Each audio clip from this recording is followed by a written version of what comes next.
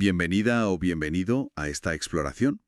Hoy nos metemos de lleno en algo que nos rodea, pero que quizás no analizamos tanto: el lenguaje de las imágenes. Tenemos aquí unos textos académicos sobre arte, comunicación, que proponen algo que suena, bueno, potente, que las imágenes tienen su propia gramática. De hecho, van más allá. Sugieren que no son solo para ver. Citan a Damasio, a Wagensberg.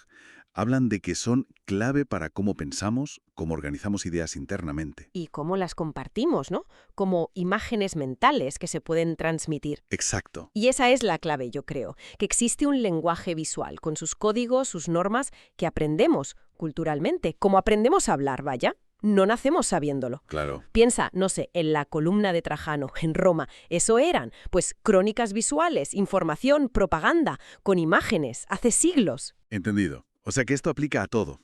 Fotografía, cine, publicidad, cada uno con sus matices, supongo.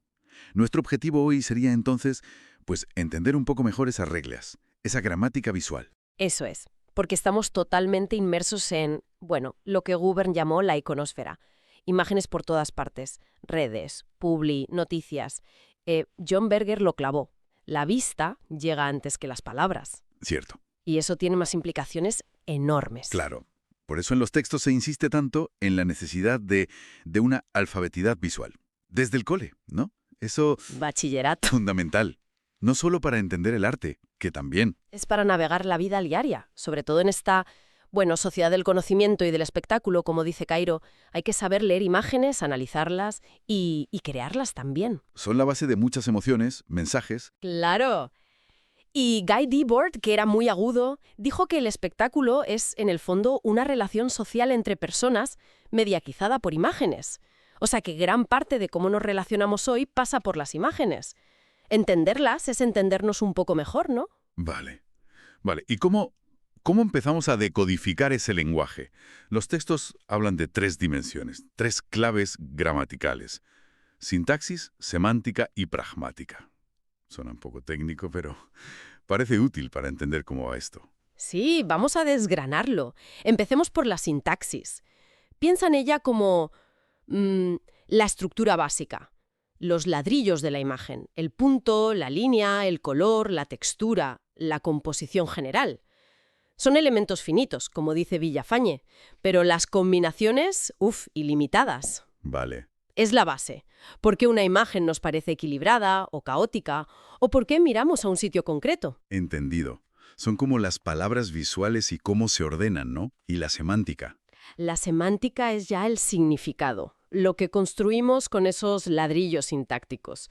Cómo esa combinación de formas y colores pues genera una idea, una emoción, una historia. Puede ser algo directo o llegar a niveles simbólicos, más complejos. Es el famoso «el todo es más que la suma de las partes», de Aristóteles, aplicado a la imagen. Comunica algo más allá de sus componentes. Ajá. Pero aquí, a ver, una duda.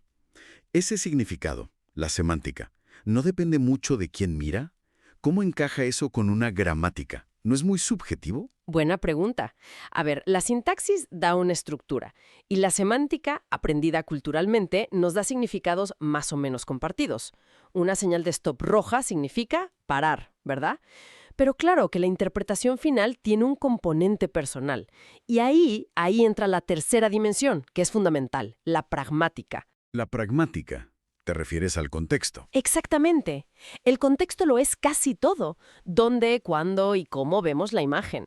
No es lo mismo ver, qué sé yo, un meme en un chat de amigos que verlo publicado por un periódico serio. Claro, cambia todo. La misma imagen, contextos distintos, significados e intenciones que pueden ser radicalmente diferentes.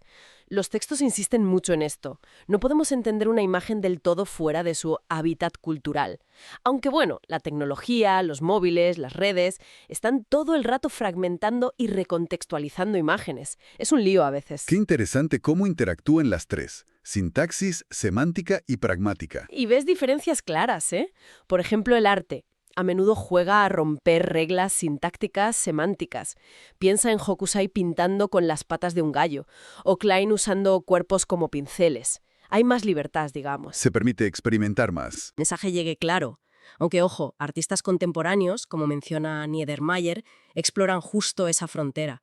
Juegan con lo íntimo y lo público, lo privado y lo éxtimo en la era digital.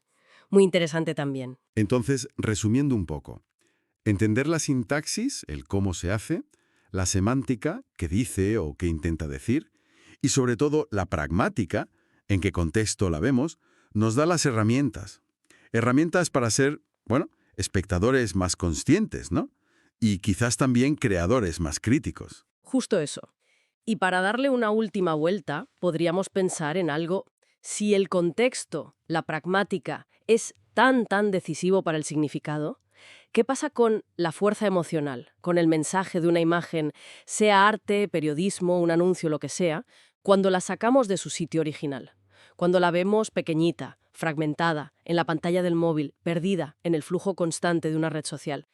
¿Qué significado queda? ¿Qué emoción? Ahí creo que reside uno de los grandes desafíos para entender las imágenes hoy en día. Su poder, pero también su fragilidad en esta iconósfera digital.